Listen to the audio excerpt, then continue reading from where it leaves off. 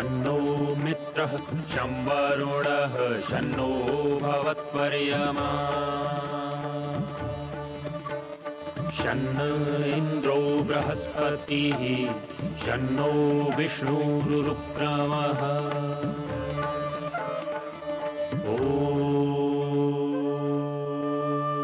शान्तिः शान्तिः शान्तिः।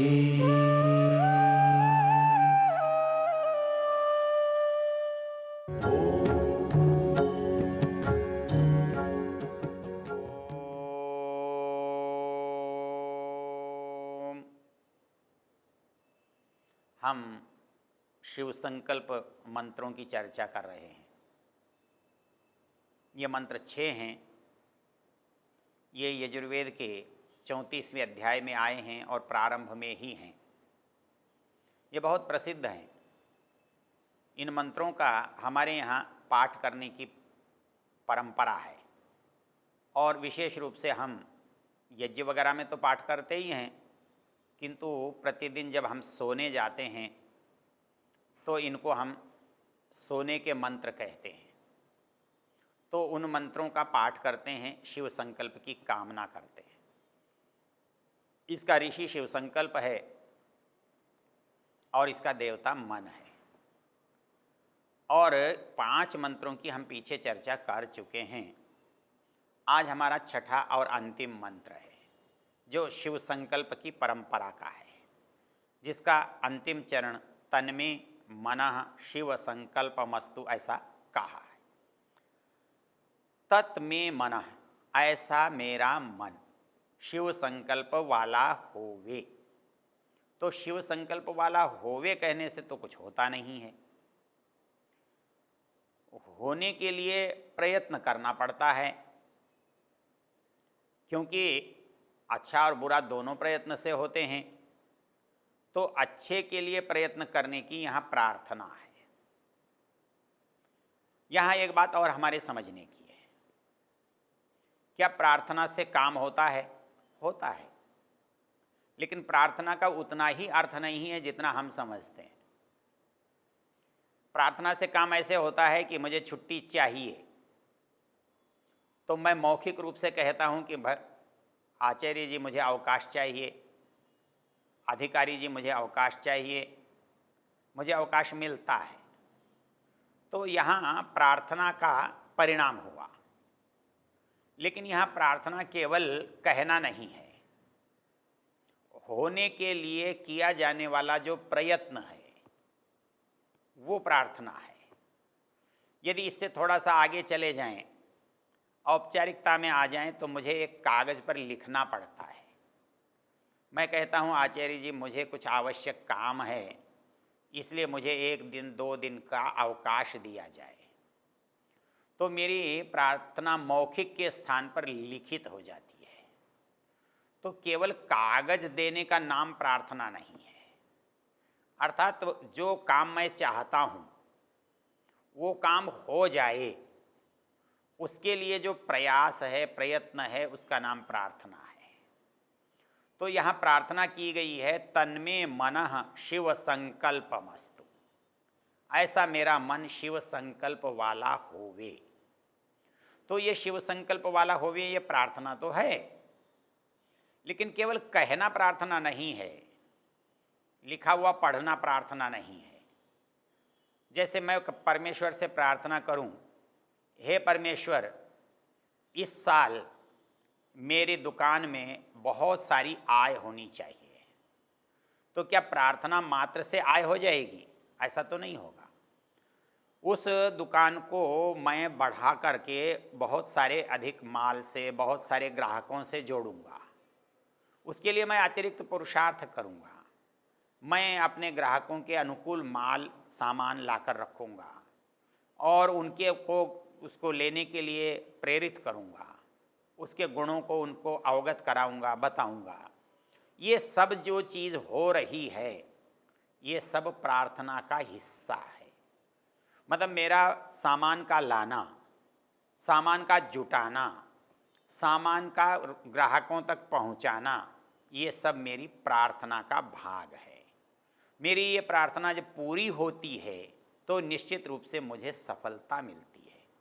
मैं खेती करके चाहता हूँ कि हे परमेश्वर, मेरे खेत में प्रचुर धान्य होना चाहिए, लेकिन क्या प्रचुर धान्य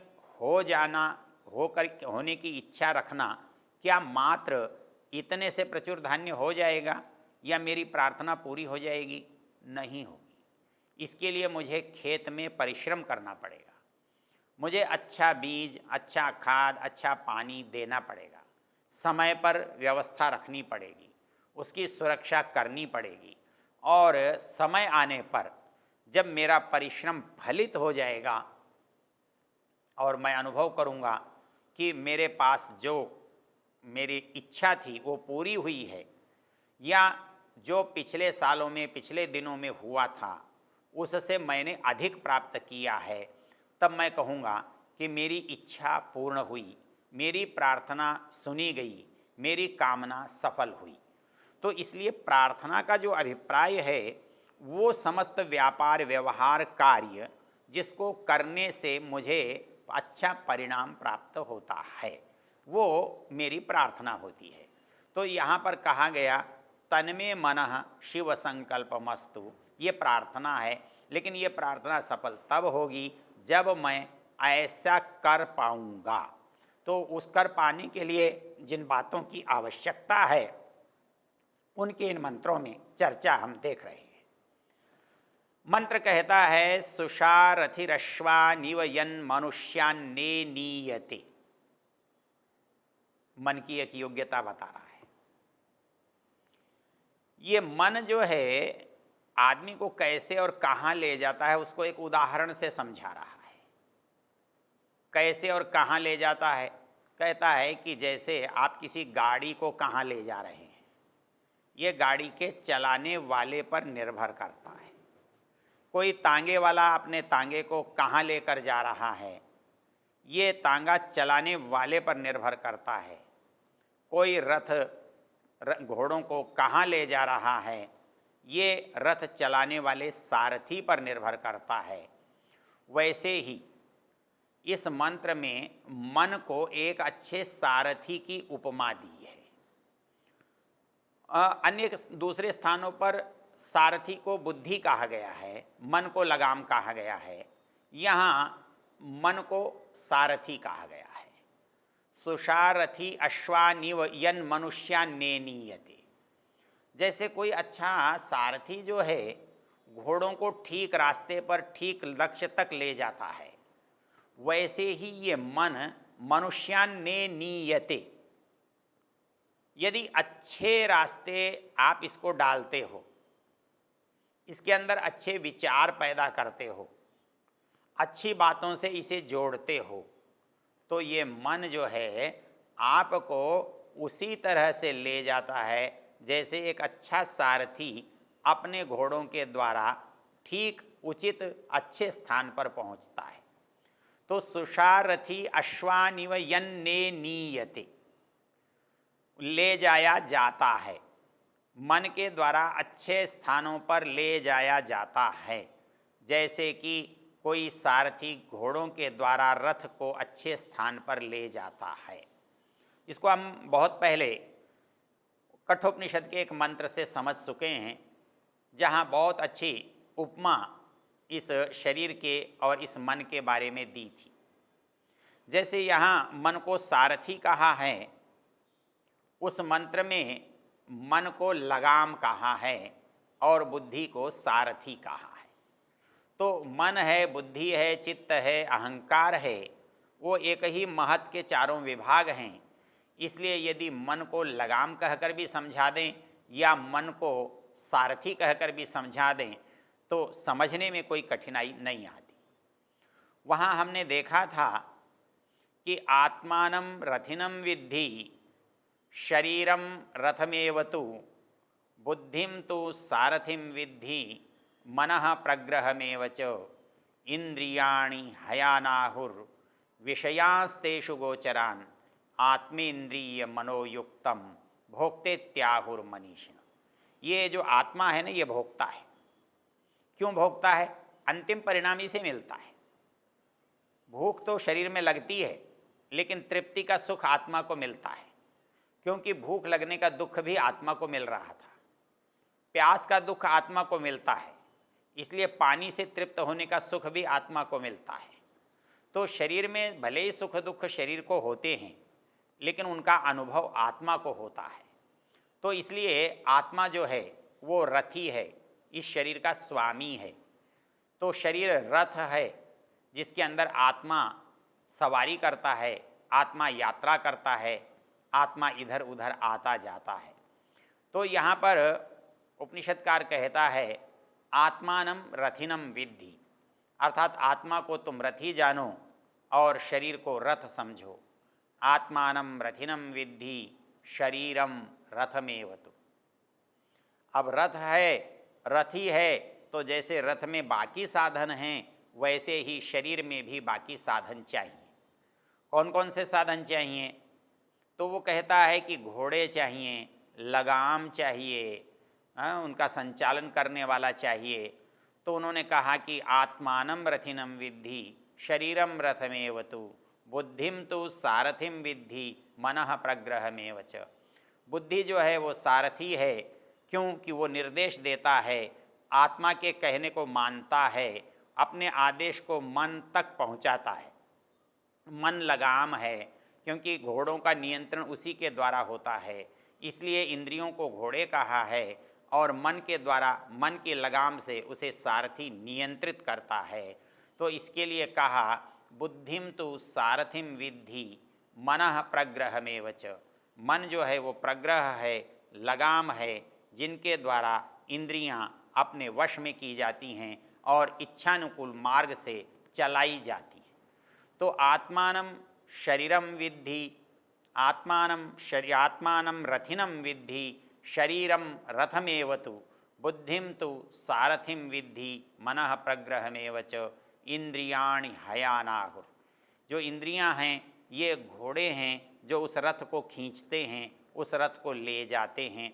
जैसे घोड़े अपनी जो प्रिय वस्तु है, जो घास है, जो चारा है, उसकी ओर सहज दौड़ते हैं, वैसे ही हमारी इंद्रियां भी जो संसार की वस्तुएं हैं वो उन्हीं से बनी हैं, इसलिए उन्हीं को चाहती हैं और उन्हीं की ओर दौड़ती हैं। तो उसको दौड़ने के लिए नियंत्रण करने की, उसको बांधने की, उसको वापस लेने की आवश्यकता होती है। वो एक लगाम के द्वारा एक सारथी करता है। तो यहाँ भी मन के द्वारा उन इंद्रियों को रोका जाता है। तो ये सुंदर सी जो उपमा है ये वेद के इस मंत्र में भी वैसी ही आती है। और यहाँ कहा गया सुषारथी अश्वानिव यन मनुष्यान्ने नीयते, और कैसे अभिशुभिर्वाजिन इव। जैसे एक वाजी घोड़े को अभिशुभिर लगाम के द्वारा एक सारथी ले जाता है, उचित मार्ग में ले जाता है, उचित दिशा में ले जाता है, वैसे ही हमारा मन हमारी इंद्रियों को सही दिशा में ले जाता है और ले जा सकता है। सुषारथी अश्वानिव यन मनुष्यान्ने नीयते अभिशुभिर्वाजिन इव हृत प्रतिष्ठम यदाजीराम जविष्ठम। यहाँ 3 बातें कही गई हैं।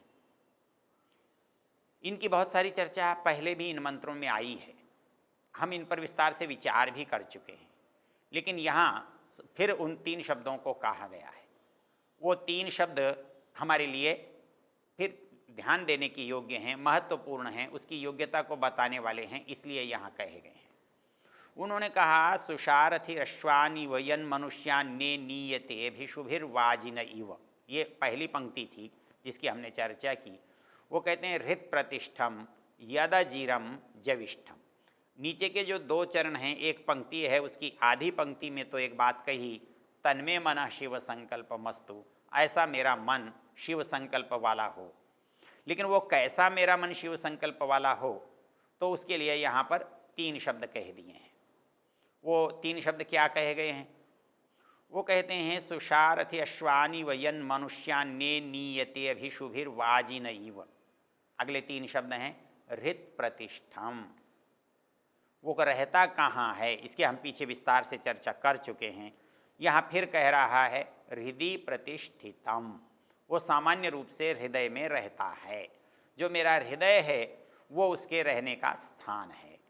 वो काम करते हुए तो सब जगह विचरण करता है, वो अपने इंद्रियों से अपने को जोड़ता है, अपनी तेज को, अपनी ज्योति को, अपने प्रकाश को उनकी ओर ले जाता है, उनको प्रकाशित करता है।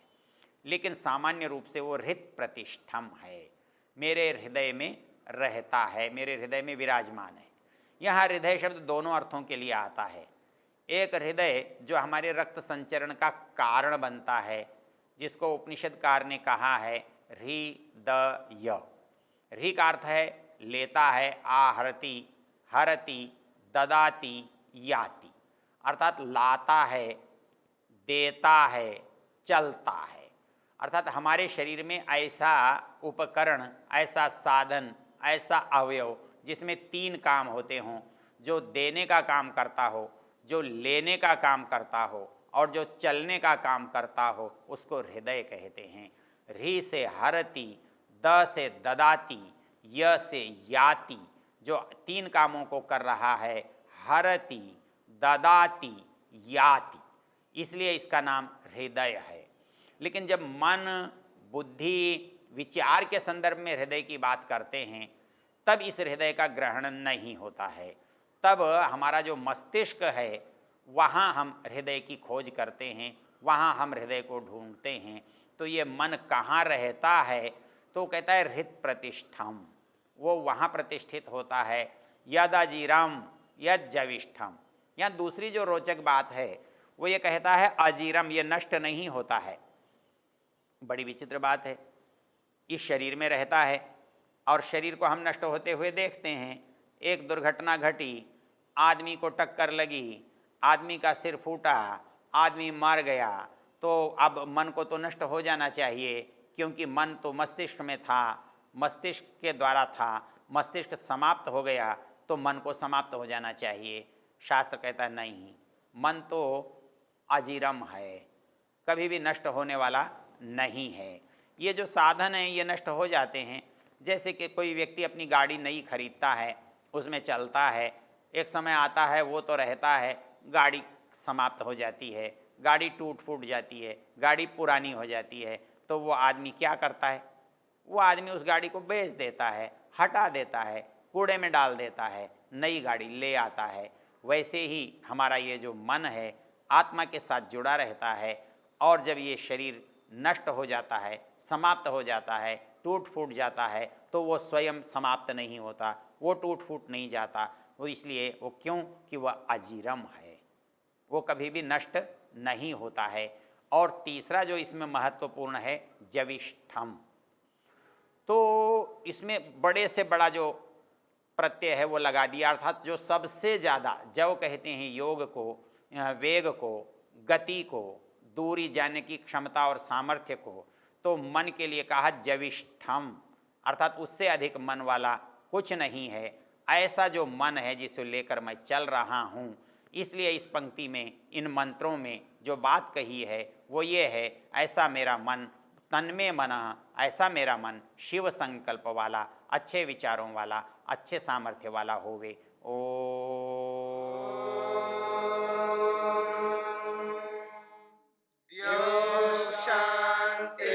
शान्तिरन्तरिक्षं शान्तिर्पृथिवी शान्तिरापः शान्तिरोषधयः शान्तिः वनस्पतयः शान्तिर्विश्वे देवाः शान्तिर्ब्रह्म शान्ति सर्वं शान्ति शान्तिरेव शान्ति शान्ति